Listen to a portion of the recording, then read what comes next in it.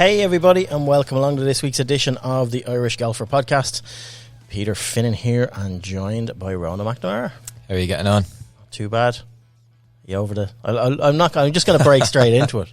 Are you over the disappointment of the weekend? Depends what disappointment you're talking about. There was plenty of them. So we'll start in Wembley. You went to Wembley Stadium to watch that. I did. Big Dan Burn. Yeah, very, very disappointing. Thankfully, I left right on the full-time whistle, so I didn't have to see any of the celebrations. You made a promise last week as well that you're after breaking already. I have, yeah. Look, you said you shaved the beard off when Meath lost, and they were hockeyed at the weekend. Hockeyed is a bit of a strong word now. They were just well beaten. No, they still have a chance of promotion, so sticking it out. Same as Kildare. Yeah, your wheels are falling off. Kildare and Leeds both getting a bit jittery near the end, but no, we'll get stuck into the golf anyway. It's Masters weather outside, isn't it? It's really, spring has sprung. It's 9 holes after work weather. It is. No, it's getting there. It is getting there. Before we get stuck in, lots to chew the cud on this week. This podcast is brought to you in association with Flowgas. Visit flowgas.ie to check out what business and personal plans they can offer you for both your gas and electricity needs. We talk about it every week. They support us. They support golf. As a whole, they sponsor some of our best up-and-coming players as well. So visit flowgas.ie and throw your business their way. If you're up for renewal with your energy provider, they'll definitely give you a good deal on that. So flowgas.ie. Right, Players' Championship. Pretty savage event. Yeah, and then probably ended off with the worst playoff you'll ever see in your life. It was, yeah. It wasn't. Yeah, it was a bit of an anticlimax. Well, it was great that it was Rory winning it. That kind of made up for it. If that was like Spaun against Bud Colley in the playoff, I don't think too many lads would have been watching it on the Monday. I was absolutely. I was watching this in the hotel in the airport, and I got in for the last couple of holes, and I see McIlroy hold that putt on the 18th. And I'll get onto that putt later on because I think it was bigger than the actual moment itself. Yeah. And JJ comes up short with that putt, and I'm, right, grand, lovely. I have to be up in 4 hours for my flight, but I'm going to watch this playoff. Then they said, oh no, it's going to be a Monday finish, and I was just devastated, fit to just collapse. So I did get to see the playoff though when I came home on Monday, but it was a bit of a, as you would say, a Piers Purcell kind of standard. Yeah. No offence to Piers Purcell lads out there now. I know, you know what, in fairness, I wouldn't go as far as that. Like, McIlroy, that was serious weather conditions. They were playing in like 30 mile an hour winds. In a total different wind than they played the few nights before. McIlroy birdied the first playoff hole, and that was it. Once Spaun didn't birdie that, and then McIlroy kept the honour and did what he did, like hit a perfect 9-iron into the 17th, a shot that he said himself he'd been practicing for a half an hour on the same wind on the range and really doing his homework. Like going out, obviously got Harry to go out onto the course, figure out the wind direction, do all that, and let's go, get TrackMan up, get the number exactly what it is, and try and replicate the wind. And it worked for him. Yeah, it was. Yeah, Spaun was very nervy when he came out. You could see him having a snaky look in Rory's bag at 17 as well. You're just it's not good either. Yeah, but in fairness to him, he actually did take it well in his post round press conference. It's a big learning experience for somebody like him. But I think the fact that it went to a playoff on the Monday suited McIlroy because at that stage I think Spaun had all the momentum going into it, and maybe it's one of those things where the playoff starts straight after he's finished and he's not thinking about it. Whereas he's had the whole night and the whole morning to think about what could happen or what he's up against. Yeah, and Spaun was the one making the moves. Like you nearly forget, you gloss over because Rory won. He was 3 shots clear going into the back nine. So 3 shots clear in the 11th, and Spaun put the pressure on and came back at him. So no, I tip of the hat to Spaun. It was a great week for him. He played really well, and he was like within a hair's distance of getting over the line and the biggest win of his career, but Rory's a different level. In that wind especially, Rory, I think Radar called it in the playoff as well. Like, you look at stats for everything, but like if you play in high wind conditions like that, Rory's up there ball striking wise as one of the best performers in those winds. He's done it. If you remember the Scottish Open, the shot he hit into the 72nd hole and stuff like that was similar, like into a gale. 65 at Pebble a couple of last months.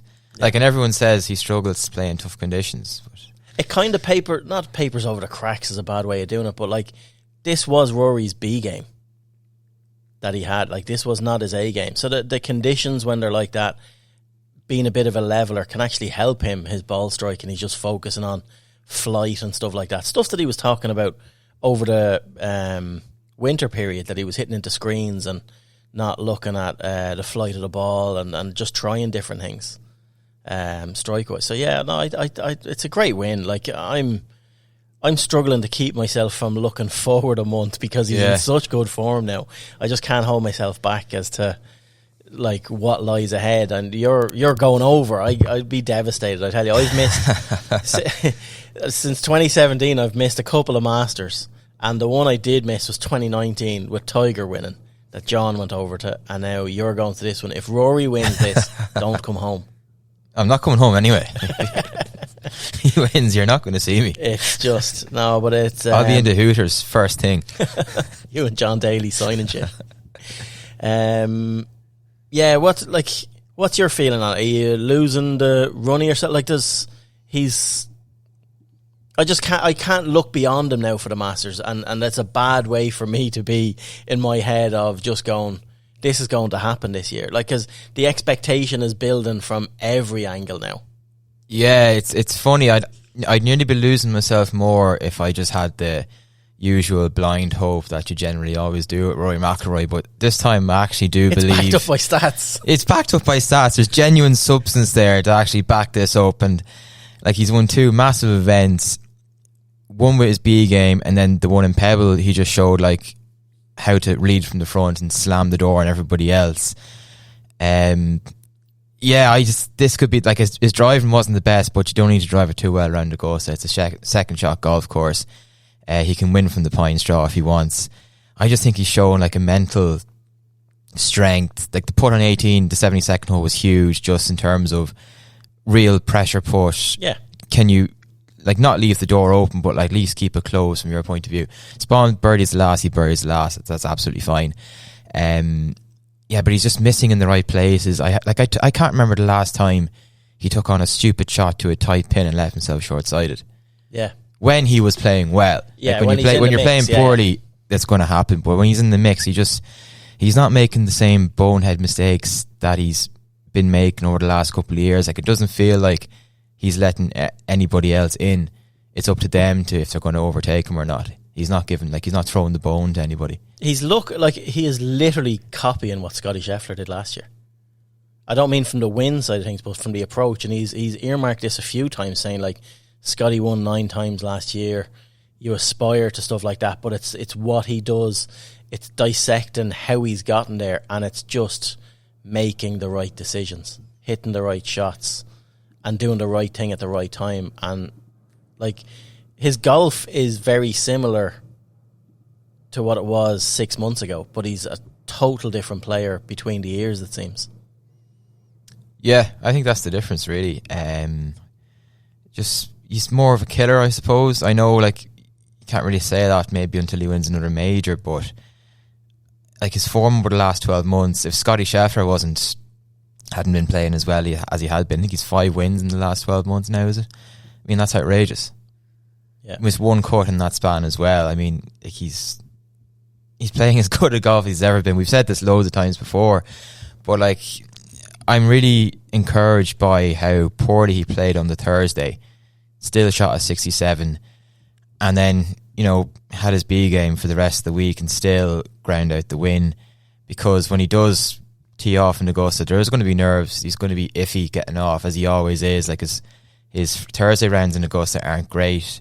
So I think if you actually take what he's done in the Players and turns those open rounds of 73, 74 at Augusta into 68s and 69s, there's the winning and losing of it, I think. Yeah, no, I totally agree. I think it's what's really a positive from my side of things is just how he doesn't seem to be panicking. Like, we were panicking a week or two ago, going, oh my God, he's on the driving range now. He's 3 or 4 drivers in front of him. He's just made his mind up that this is it. But it's not the be all and end all. No matter what driver he's using, he's still, like, he didn't have his best driving week this week, but he still gained on the field. He gained 2.6 strokes with his driver.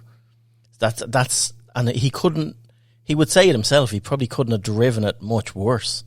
Yeah, tournament wise for the week, and he's still gaining on the field. And that's in a course like Sawgrass that really puts handcuffs on him. Like, you can't open up your shoulders, like you're saying that a lot in Augusta. You can.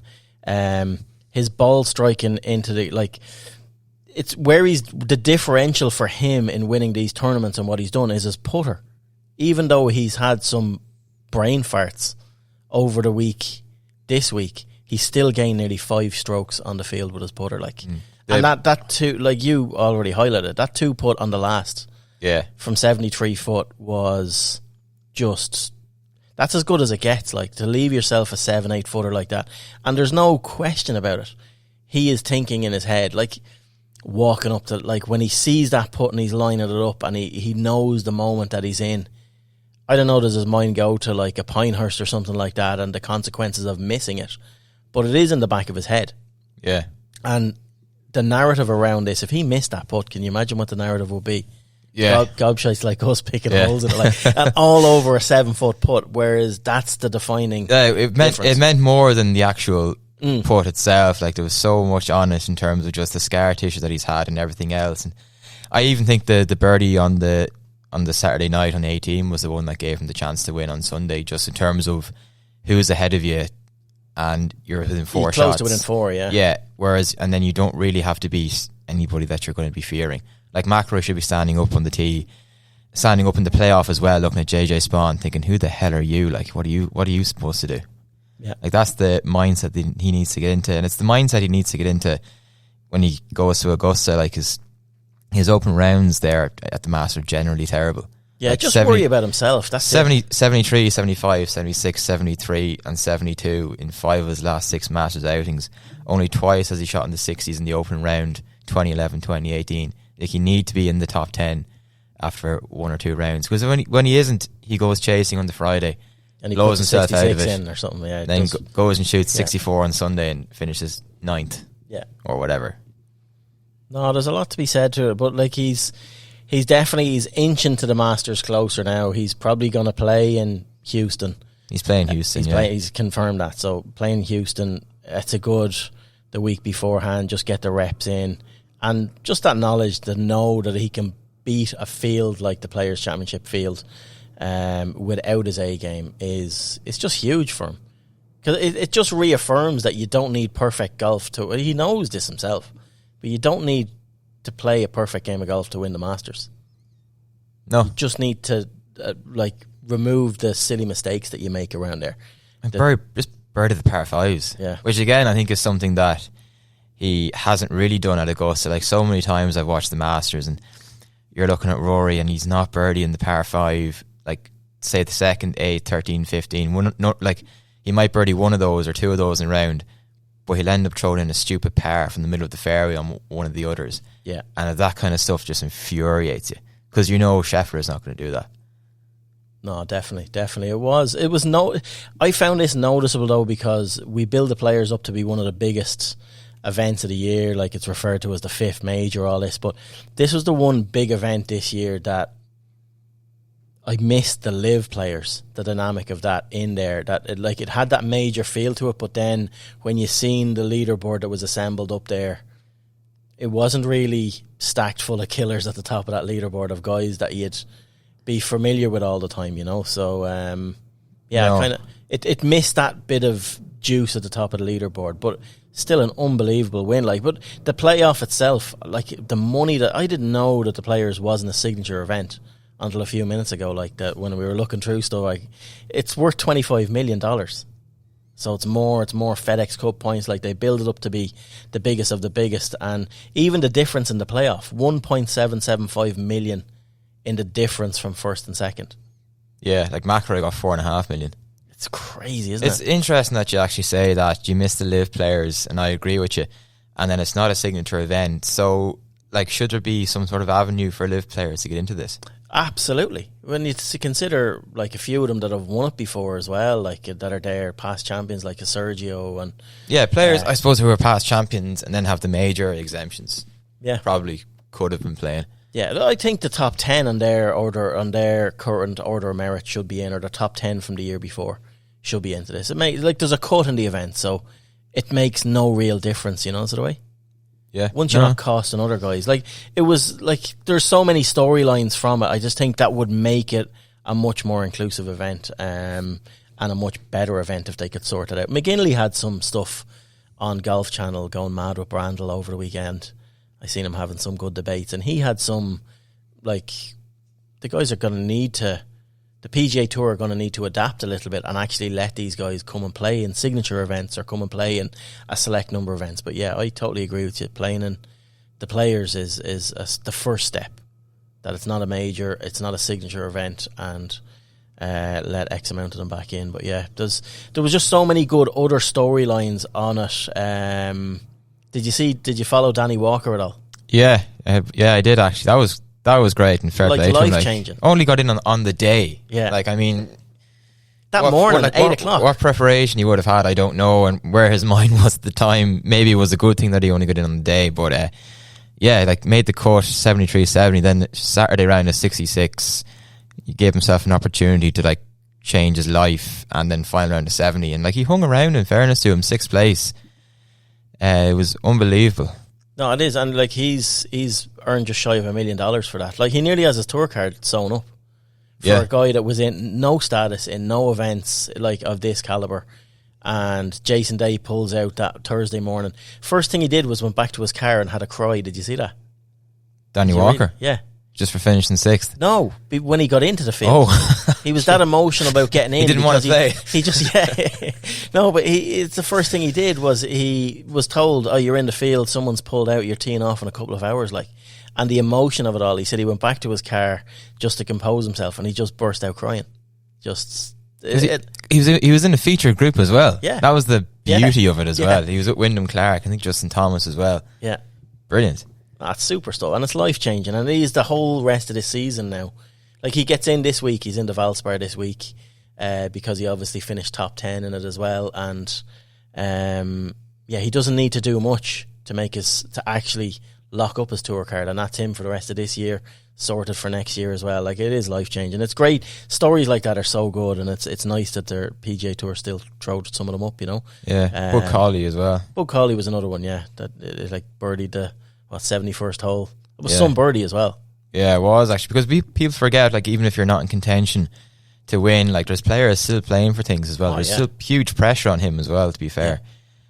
But I'm just looking through the leaderboard now. I agree with you. It was kind of a mix of journeymen and then up and comers who might be good, like a Batia. But the Saturday round, it was funny, just kind of cocked up the whole leaderboard as well, to be fair. Which really, I think is what makes McIlroy's win more admirable. He's the big name who hung around. Yeah, he did. He hung around, and that's what we've been saying for years. Just hang around. On Scotty Scheffler, we've mentioned him a few times. What way?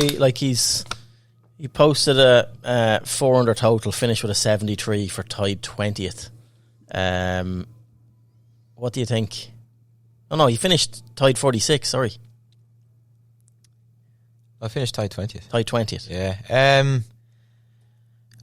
I wouldn't be too worried now, to be honest. Well, I would be worried in the fact that I think he's just plodding along, and you look at leaderboards and it looks like he's missing putts left, right and centre. Then after 36 holes, he's 5 behind. You're Jesus, he's still there when he's doing nothing. That's the frightening thing. Yeah, this is where I was getting the 46. I was looking at my notes here. Strokes gained 46th, and then strokes gained around the green 44th. So he is struggling. So he's struggling a little bit. Yeah, and he's getting frustrated as well, isn't he? Yeah, he's getting angry, yeah. It must have been the blood loss when he cut his fingers. Ned Flanders won't be like this now. No. But no, it is. It's a different... I don't put it down as much to the cutting his hand and time off. I'd put it more down to... He fecked off for the guts of 4 months after he won the FedEx Cup.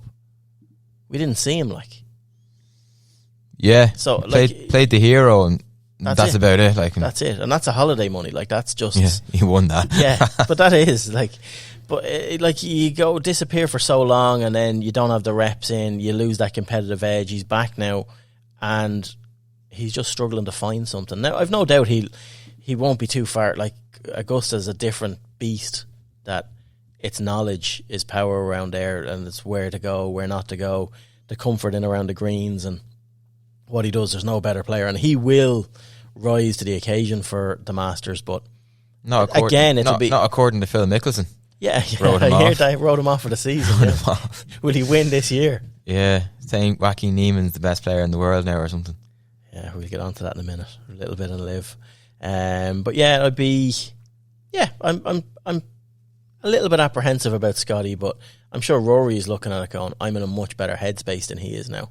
And it's just see what the next month is. There's still a lot of water under the bridge between now and the Masters. But yeah, Lowry as well made the cut on the number and gets another top 20. This is the difference with him now this year to what he wasn't doing a year and a half ago. Yeah, just scrapping around, getting finishes when he's, probably not playing well. Just don't say that to him. Well, still, like, I made that mistake. Apparently, he has settled on a driver, which is obviously encouraging, because I think he tried 15 or 20 of them 2 weeks ago at Bay Hill. Still, I would be bullish about his chances going into 3 of the 4 majors this year. Anyway, I'd be very bullish at Augusta. So would I. I wouldn't be too bullish about Wells Fargo. He said he hates the place. So, no, it'll be Quail Hollow, does he? Yeah. Quail Hollow. I didn't even know he said that. Why did he say that? He just said he never liked it around there and never played well. Jesus. It was Rory's favourite place. He's great value for the Valspar this week. Lowry? Yeah. 33-1. Ball striker. Get it lump. Tommy Fleetwood is the favourite. Bloody hell. What price is Tommy Fleetwood? 10-1 favourite. He is playing some serious golf. He can't hold a putt to save his life. Yeah, but he likes this place as well. He likes the Snake Pit. He probably has a top 10 everywhere, Tom, but he's no wins. 25 million, no wins on the PGA Tour. No, it's Lowry's unreal. Would you be worried about Seamus Power? Been worried about Seamus Power for a while now. No, but honestly now, because we're into the meat and drink of the season now, like some big events gone. Yeah. He's shown little signs, but like the miscut last week would have been hard. Yeah, like they're big opportunities, as we said before. He's no more signature events. That was probably, like, unless he gets himself to a major or two, the last biggie like that he had. Would I be concerned? Yeah, he's teetering, like top 100 keep their cars. He's 98th now in the FedEx Cup, 125th in the world. So like his ranking's been going backwards since the start of the year, despite sort of an encouraging enough fall series and a couple of decent finishes in one of the signature events as well at Pebble Beach. But he just hasn't really. He's never really got going since his injury, and then you kind of think about what Harrington said a couple of years back. Sometimes players have their, peak 2 years, and he made the absolute most of that, in fairness. But yeah, like I would be concerned about where he's going. I do think though, like, golf's a funny game. One result can just kick him in the right direction. But then you think about it as well, like it's not long between now and August. That's the end of the season. It comes in quick. Especially when you're not playing in some of the big events that are listed between now and then. You have a few weeks off, like you're playing the alternate weeks. So it's No, I'm starting to get a bit more worried. I hope he does have his big week soon, but he needs to put a bit of distance between himself and that 100th spot, and it's just not happening. He's sliding the wrong way for the last month. So, and like guys like we've just outlined there, getting in like outside the top 250 on the tour rankings, and finish tie 6th and jumps ahead of him. Like that seems to be happening every week. Someone's making a run, someone's doing something, Yeah, and like he's still relatively optimistic about giving himself a chance to make the Ryder Cup. Then you look at lads like even Stephen Yeager, who apparently is being kind of quietly looked at. Aaron Rai, Thomas Dietrich, Matt Wallace, those kind of fellas. You want to start kind of, getting your name in amongst them again, and they'd all be ahead of him now. Oh, all of them are ahead of them. Yeah, even the 2 Hogards ahead of him as well. Yeah. So he's work to do sort of on all fronts, really. Yeah. No, definitely. Any other takings from? I think we've had like a really, really good 2 weeks in terms of, like, you always go on about golf course venues, where we saw at Bay Hill and at Sawgrass, if you hit the fairways, put yourself in position, you're going to give yourself a birdie chance. Miss the fairway, you're going to be deservedly punished. And I just like the fact that after the Cognizant, or the old Honda Classic, where the course was actually tricked up to be too easy, we saw 2 golf courses play to their true potential just because of their design. There was no need to trick them up to make them difficult, tricking them up to make them easy. They played as they are. Conditions obviously played a part as well, but you're just getting, you know, like, I think that 4th hole at Sawgrass is an outrageous golf hole. Yeah, I think it's unreal. What do you think of the 6th with the tree? I like it. Just force you to play the shot. Yeah, it's a bit. You can't just get up and rip driver. I was on the fence at it. Like, they're putting stuff like that back in, obviously, to curtail, you know, guys just whacking it. Like, because it was a drive and a flick before when the tree was missing. It's been gone for 10 years. You probably don't remember the course with the tree, do you? Don't at all. Yeah, so, like, they've added the tree back in. They've added a little bit of length onto it as well. I don't know. I'm not a fan. It just highlights, again, the need for a rollback of the ball when they're having to do stuff like that on certain holes. And it didn't seem to make much of a difference, like, looking at the stats on it now. Like, obviously they brought it back because it was a Pete Dye design and stuff like that, but last year the hole played 3.95 average, with 73% of players hitting the fairway, and an average distance of 257 off the tee. And this year, in 2025, the 6 played 4.16 average, with 59% hitting the fairway and an average tee shot distance of 274. So the change in club selection off the tee has kind of negated any impact of the tee extension and the tree and stuff like that.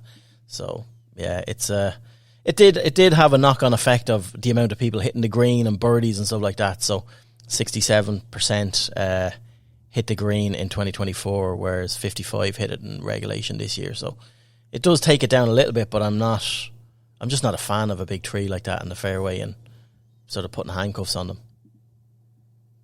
I know, I liked it. Did you? Yeah. Yeah, like, I was all for it.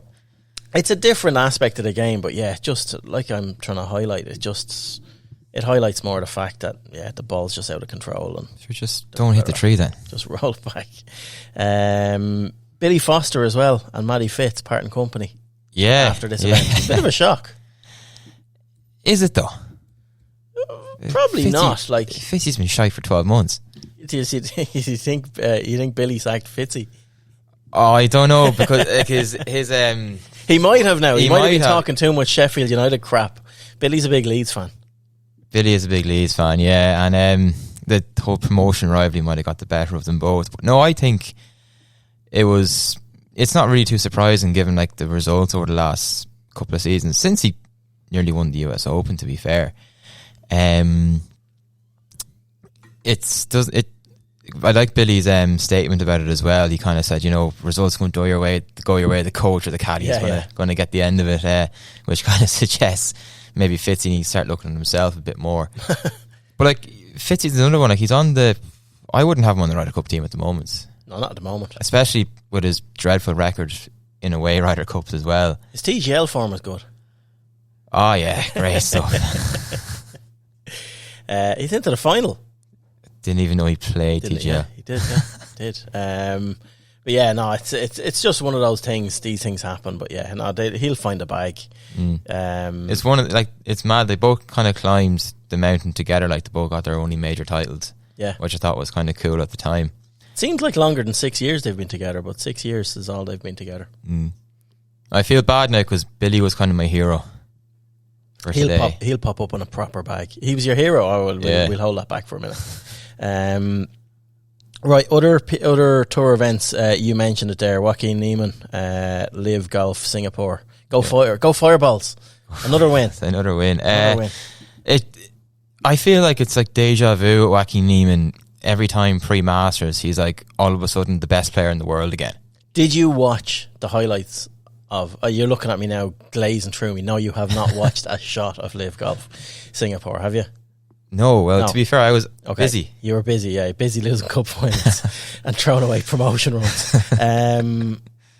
a bogey-free 65. Like, they have highlights reels on YouTube there, 3-4 minutes. It was an absolute masterclass.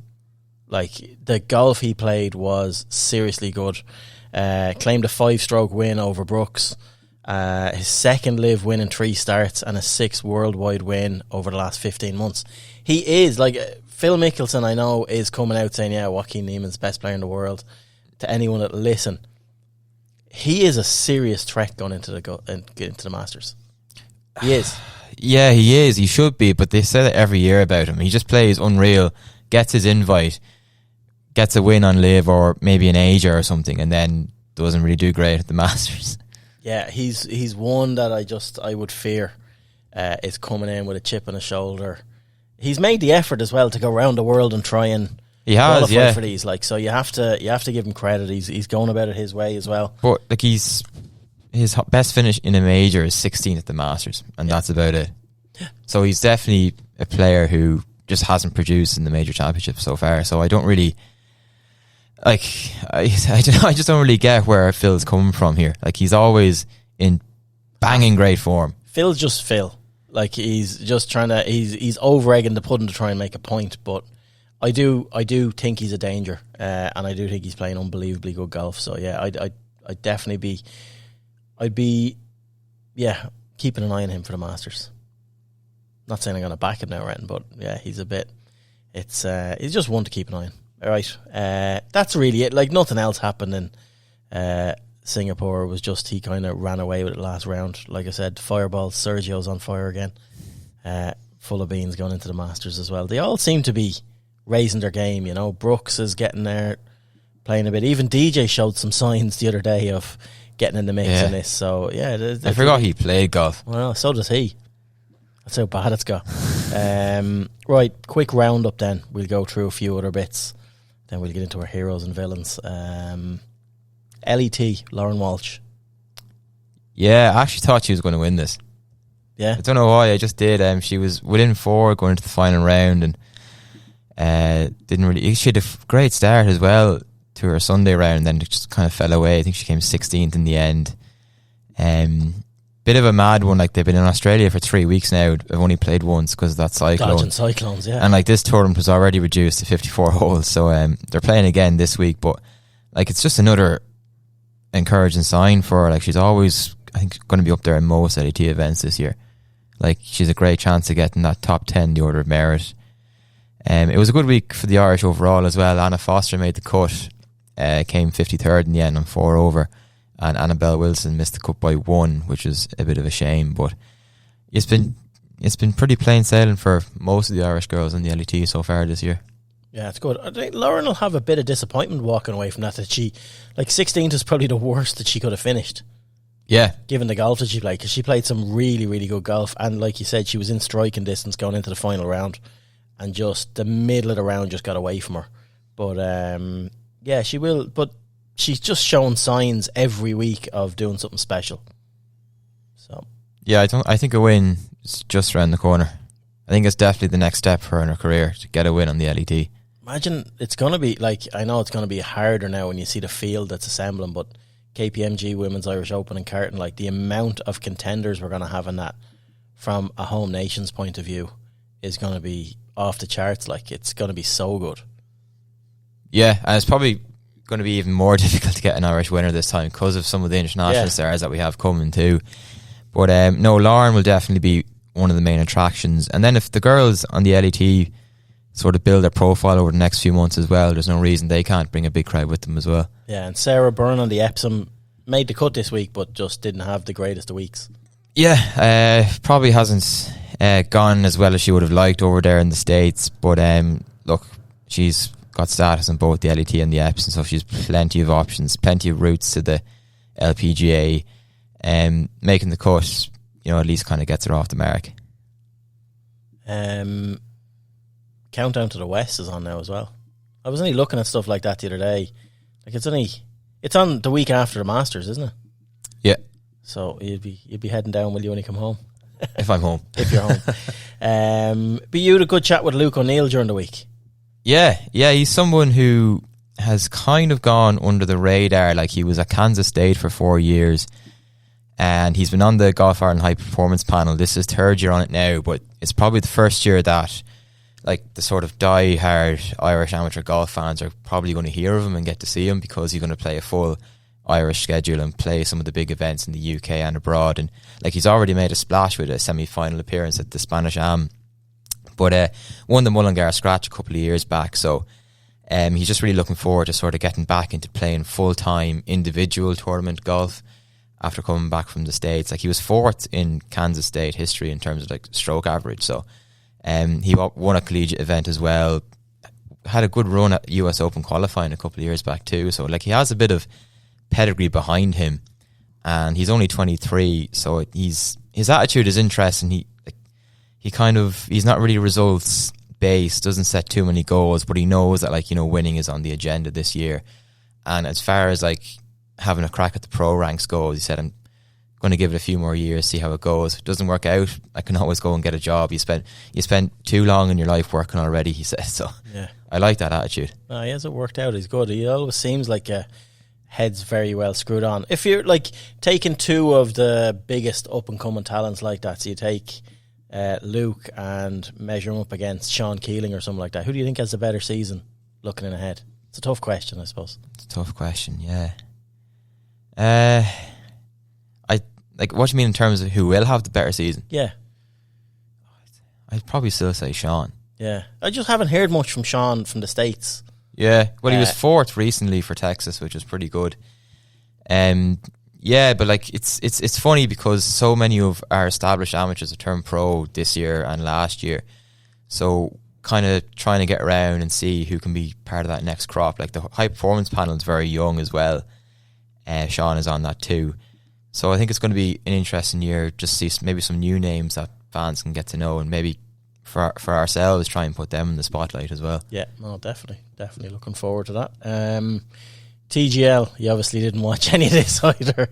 I cannot believe the final is the game, this a repeat of the match that I went to a month and a half ago of New York against Atlanta. Probably the most boring night of golf I've ever attended. Unbelievable spectacle inside the arena, but like, just had no juice. I can't see much atmosphere or hype around these two teams in the final, but yeah, I'll tune in and watch it. It's best of three as well. I didn't know the final is going to be played best of three, which is but there's a lot of money up for grabs. Did you see the prize fund? Yeah, it's mad. Like, winning team gets like 21 million divided by 3 or 4. Oh, divided by 4. What if you don't play in the final? Do you get your cut? Yeah, well, this is why they have 3 matches, so it's best of 3, so they will have everyone will play, they'll rotate. Yeah, they've thought of everything. You just wrote them off too early, Pete. They're only, kind of you think they should be peaking too early and peaking in the first match. No, it was it was different. No, but listen, it'll grow from strength to strength, but yeah, still it's kind of down the end of every newsreel now. No one really gives a crap about it, but final. No, but then apparently the ratings are good. Yeah, I'd say it is in the States, but let's see. Bit of action on WHS as well. If you are interested in that sort of stuff, visit our website to have a look. So Golf Ireland have gone through a few tweaks with WHS and announced a bit of an overhaul, and at least they're looking at stats. That's the important thing. I've read the comments from Mark Worley at Golf Ireland as well, and it is positive they're looking at the stats, and they won't satisfy everybody, but they are at least following the data and trying to make changes and evolve the system, and that's a positive in my book. Yeah, so for singles competitions, like, the current allowance is 95% of playing handicaps. This can be increased to 100% or decreased to increase to 100 or decrease as low as 85, whatever the club's discretion is, and that's based on feedback like Golf Ireland's received through surveys and speaking to golf clubs and things. So they've mentioned a lot about trying to make single figure handicappers feel more competitive, so that's music to my ears, although I've had a pretty good winter cleaning up on the L12 and 14 holders full of turkeys. The fridge is full of turkeys. Yeah, I know it is. It's good. It's good that they're looking at it. So anyone that wants to go deeper into that and do it, we have a piece up on our website just do a search for WHS and you'll find it there and see all the details that are going into. But we'll probably have to do something on WHS as we get into the season again, just to see how things have settled down, or maybe reach out to Mark Hurley in Golf Ireland and have a chat about the setup for the year. Right, I think that's it. Heroes and villains we'll get stuck into now. Yeah, my hero is Billy Foster. Yeah, for what? Did you not see what he said about... Well, I mentioned it there, what he said about poor Matty Fitz. Oh, in a statement? Yeah. Yeah. It was very good. Sometimes the caddy and the coach have to kind of get done when the results don't go the way. That was just a dig at Matty Fitz. 100%. It had to be. No, it was. Unfortunately, times change, and ultimately it's the caddy or coach that has to accept results are not good enough. Come on. Right, I'm going to put my hero as Morikawa's caddy, actually, for the hole-in-one that he made in the caddies competition. No warm-up, that no was nothing. Cool. Just stood up, boom, spun it back into the hole. It was just an ace without warming up on the 17th during the annual caddy competition. Like, is just off the charts good. So he'll get my nod for hero. Villain. The kid who had a go at McIlroy. Oh, geez, I have the exact same thing down. It's mad because you just said it there. So Sean Keeling's University of Texas golfer teammate, Luke Potter is his name. He seems to have written letters to everybody bar the Pope since last Wednesday.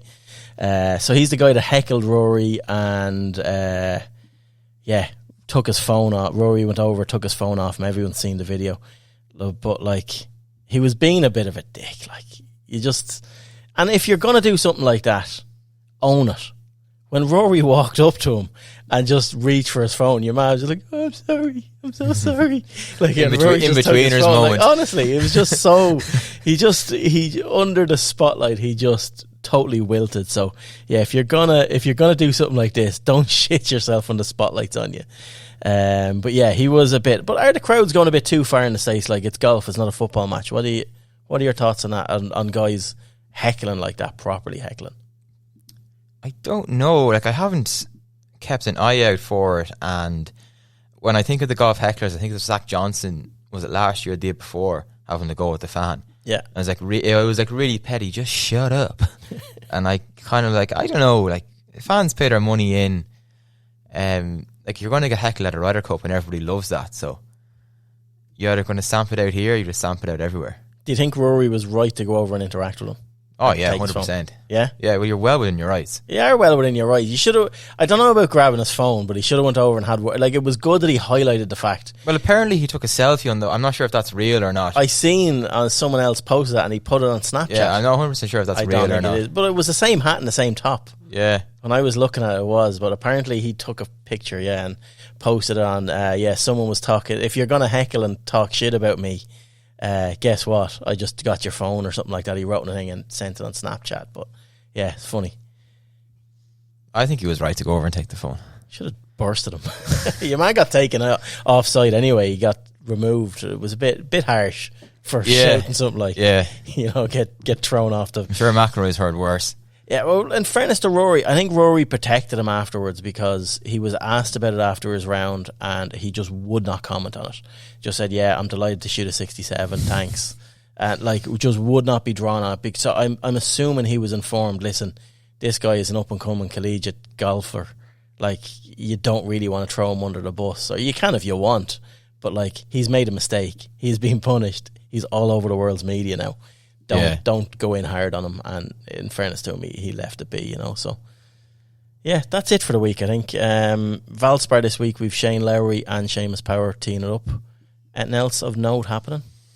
Lauren Walsh, Annabelle Wilson, Anna Foster are in Australia again this week, so they're playing their last event of like 3 series. One was obviously cancelled, and then Candace Green makes her first professional start on the Sunshine Ladies Tour in South Africa. So best luck to her. And then Tom back in Singapore again. Yeah. DP World Tour back action. DP World Tour with a target on his back. Their most used player on social media so far this week. McKibbin, is he? Yeah. Really? Straight off the bat, their first post of the week was McKibbin. And then yesterday there was another one of McKibbin. Yeah, there's nothing to say why he doesn't just come back there and win. Be interesting to see how he performs, actually. Yeah, but like, it's funny, like, it's just funny how much it's changed. Because I was reading a thing about like sports washing and after Newcastle, how no one questions like where their money is coming from and how their success has been driven, and because no one, like, people stop asking questions when things just become the norm. And I was funny, like, seeing McKibbin in all their socials like a year ago.